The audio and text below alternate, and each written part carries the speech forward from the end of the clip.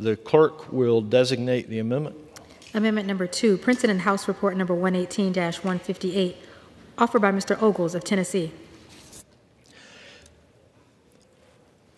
Pursuant to House Resolution 614, the gentleman from Tennessee, Mr. Ogles, and a member opposed, each will control 5 minutes. The chair recognizes the gentleman from Tennessee.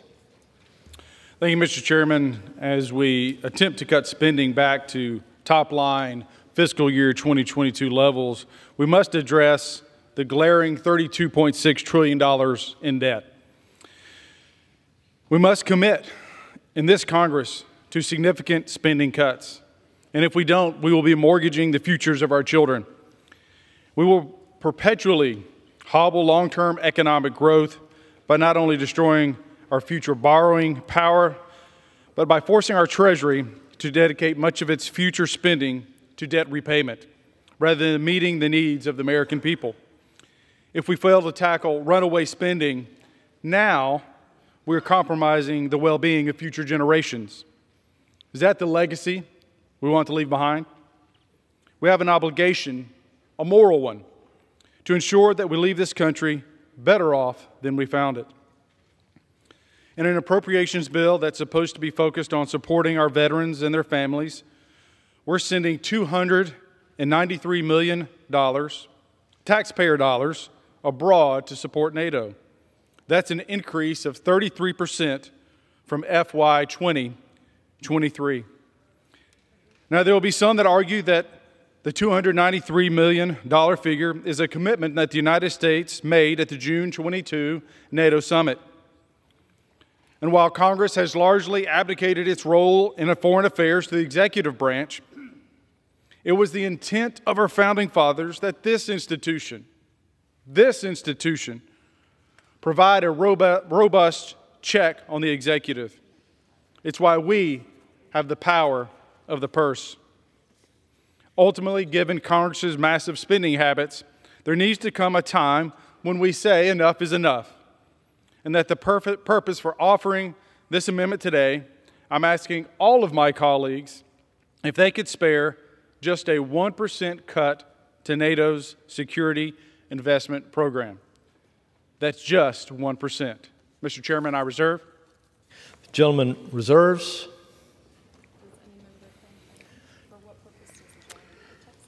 For what purpose does the gentleman from Texas I wish to speak in opposition to this amendment. The NATO security The gentleman's recognized for 5 minutes. The gentleman's recognized for 5 minutes. Thank you. From Texas. The NATO Security Investment Program is NATO's military construction program. The U.S. contribution supports projects needed by the alliance that also supports U.S. strategy in the nation, in the region. It does not finance other countries' construction costs, and the cost share is favorable to the United States. The increase included in the bill this year is needed to reinvest infrastructure in the region to deter Russia's aggression. Literally, this program is a concrete investment in deterrence. I urge my colleagues to support this amendment, and I reserve my time. Grant 2 minutes to Ms. Wasserman-Schultz from Florida. The gentlewoman from Florida is recognized. Thank you, Mr. Chairman, and I thank the gentleman for yielding. I strongly oppose this amendment to cut the NATO Security Investment Program. It's hard to imagine a worse time for us to be cutting funding from our international obligations when Russia has illegally invaded Ukraine, and our international obligations and cooperation are so essential in order to ensure that Ukraine can maintain its sovereignty and ensure that Russia is not allowed to be successful here and then repeat the same thing across the globe. The program, also known as NSIP, is a core part of America's contribution towards shared territorial defense with its allies. Moreover, the projects that NCIP funds often are already aligned with U.S. European command needs. Our NCIP contributions often closely align with U.S. requirements, like projects for safety and runway upgrades at airfields that our planes use and fuel and dock improvements at ports that our ships use. The program is experiencing a period of growth as the alliance seeks to address necessary deferred infrastructure needs. This amendment would cut funding for the program below the requested level, shortchanging America's commitment to its allies and instead moving it to the spending reduction account. Military construction programs are already funded at $1.5 billion below the enacted level, as I've talked about, and this amendment is seeking to cut it further. The United States contribution to NCIP as a percentage of the overall program is already much smaller proportionally than the United States' share of the alliance's gross national income. Simply put, our allies are more than paying their share in the security investment program. NCIP funding is necessary for NATO, and it is necessary for American national security, and we should not jeopardize it with this amendment, and I urge my colleagues to oppose it and yield back to the gentleman. The gentleman from Texas is recognized. I yield back. The gentleman yields back. Reserve. The gentleman from Tennessee is recognized. To clarify, sir, I think he wanted to reserve. All right, Reserve, the yeah. gentleman from Texas does reserve. Thank you, Mr. Chairman.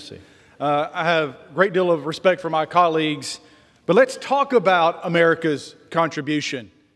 We've already spent roughly $42 billion in equipment and support for Ukraine, in addition to these monies. When you think about NATO, our allies are supposed to hold up their fair share of the bargain, 2%. We're meeting our obligations, but only 7 of the countries meet their obligations. Keep in mind, they're supposed to be at 2%. Luxembourg is at 0.62. Canada is at 1.29. Turkey, 1.37. Norway, 1.57. Germany, 1.49. France, 1.89. So before we start talking about the United States of America doing its job and having to defend the rest of the world, how about our allies do their job and uphold their obligations? Mr. Chairman, I'm only asking for a 1% cut. I reserve. The gentleman reserves. The gentleman from Texas. I yield back. Gentleman yields back. The gentleman from Tennessee is recognized. Thank you. I'll just say it's hard to justify sending hard-earned dollars, taxpayer dollars, to NATO when most of our allies don't uphold their end of the bargain. When they look to us to be their defender. They look to us to fund their security. Meanwhile, we have a porous border. Every community in this country is a border town because of fentanyl, overdoses in the streets, trafficking run amok, and yet we're going to spend more money overseas. How about we secure our country? We take care of our country, our people, our needs, and we secure our border. Mr. Chairman, it's just a 1% cut. I encourage all of my colleagues to send a message to NATO to start and our allies to do their fair share. I yield back. The gentleman yields back.